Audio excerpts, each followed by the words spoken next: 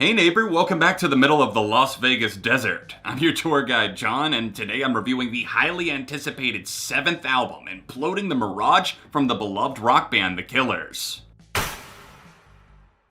After a few small heart attacks given by delayed release dates, The Killers, while mostly down 2 full-time members, have delivered their quickest turnaround between albums since Sam's Town to Day and Age. You could feel some major excitement stemming from their studio brainstorms and all the teasers dating back to last year, and even though I enjoyed 2017's Wonderful Wonderful more than most, it's an endearing record front to back. All signs were pointing to Mirage being that back-in-the-saddle moment to make us fall in love all over again. Given the sad disappearance of guitarist Dave Koenig in The Killers' mythology, and the fact that Mark Stormer is only credited on bass a few times, I was curious, to say the least, as to how the band would fill out their sound, since this is really the first time they haven't tried to play it off like, oh, we're still a full-time 4-piece rock band. On one hand, I hate the idea of this tattered group that won't just straight up cut the ties that bind, but on the other, I mean, Caution was a jaw-droppingly perfect lead single, so my lips sealed themselves at that point. They rounded up Lindsey Buckingham to play guitar on the track, which turned out to be the best choice I could have ever imagined.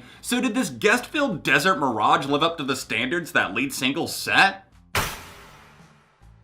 Being swallowed whole in the dense musical oasis Imploding the Mirage has in spades actively made me like Wonderful Wonderful less. I mean, no hard feelings or anything, but damn, knowing they had this up their sleeves? It's like night and day, wasting no time in letting you know this is their most ambitious and life-affirming work since Sam's Town nearly 15 years ago. With Jonathan Ratto of Foxygen and Casey Musgraves collaborator Sean Everett handling production, it shouldn't be hard to hear how the Las Vegas boys rolled the dice with this updated take on their sound, but hit their jackpot on the way out of town. Flowers mentioned reigniting the band's love affair with synths, and so many of these spectacular tracks soar to even bigger heights because of the synthscape fusion that's married brilliantly to their core sound. Guitars are still a focal point, although I wouldn't say they have the lead role or anything, but when they do break out on the likes of Caution or When the Dreams Run Dry, buckle up, cowboy, because things are about to fly to the stratosphere on a thrill ride. Beyond just that one instrument, it's really just a very full, alternative rock sound that often has a habit of starting off slow and moody before building to these bombastic twists of fate. But then again, isn't that what the Killers do best?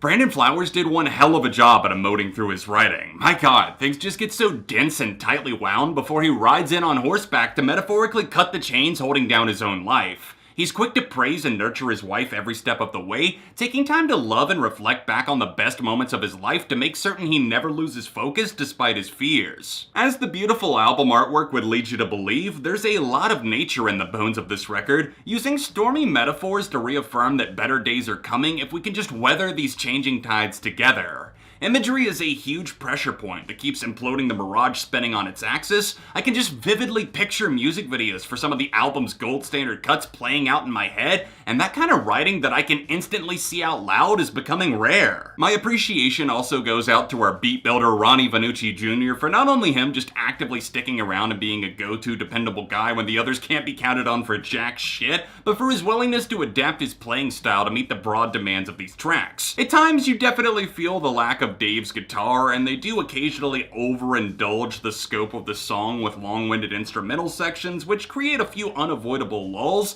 but it's an easily forgivable crime given the path most of their ambitions end up blazing.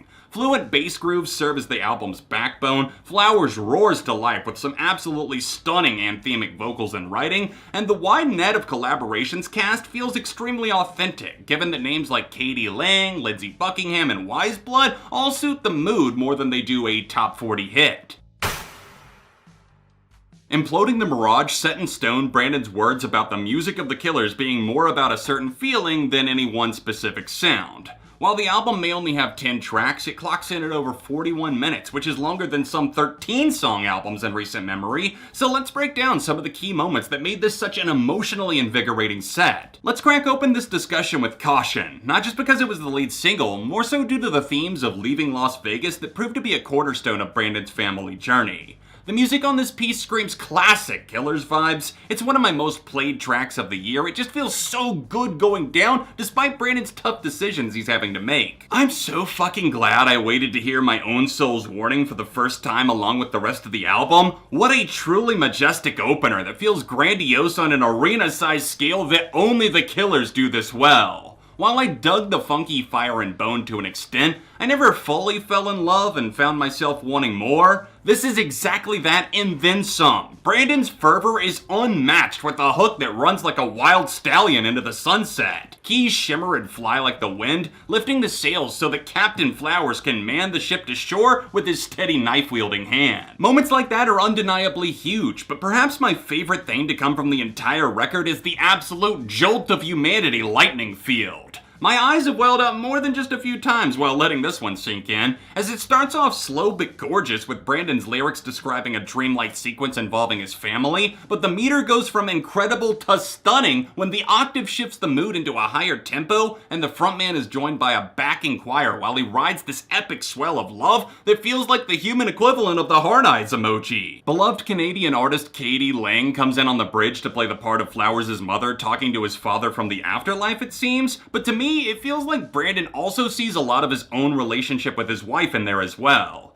It's a reassuring moment that truly lifts the soul. I can't stop listening to it, and I truly hope that this song gets the adoration it deserves. It's huge. It is literally lightning in a bottle. Fans should also color themselves stoked about the collaboration with Wiseblood titled My God. That's low-key a genius name for a song, considering how much I know I say that phrase when I'm like blown away by something, but here they use it to sprinkle in a few biblical references, as any great Killers song would, along with using it as an exclamation, or a revelation even, about a burden being tossed off your shoulders in the midst of a rough patch. Wiseblood, aka Natalie Merring, adds so much spirit to My God, building it from the ground up alongside Brandon, before getting a brief moment where the rain subsides and it's just her, standing on top of a mountain smiling on the bridge.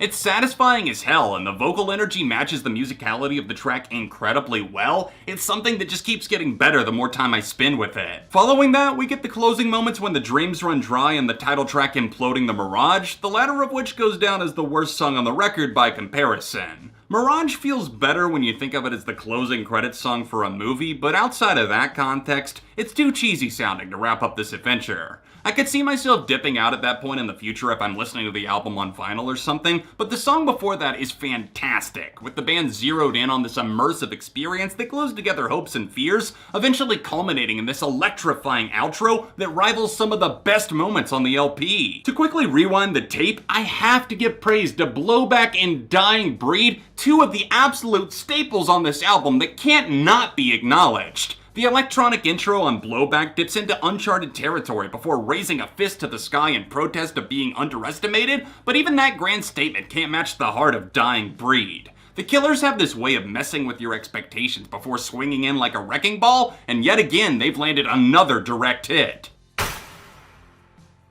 Despite some unexcused absences, it's among the best releases of the year and undoubtedly their best album since Sam's Town. While the updated sounds might take a few spins for some of you to warm up to, I promise there's a ton of heart packed in tighter than Brandon's jeans in the My Own Soul's Warning music video. The Killers' 7th studio album, Imploding the Mirage, is a 4.5 out of 5. Was this record worth the wait? You know my take on it, so let me know yours in the comments below. I can't wait to see some of these tracks in a live setting next year, but in the meantime, you can catch my review of Wonderful Wonderful right here, or my top 10 favorite Killers songs over here. If you'd like to support my channel financially, then there's a link for my Patreon too, but other than that, I'm out. Have a good day, neighbors. Thanks for watching ARTV.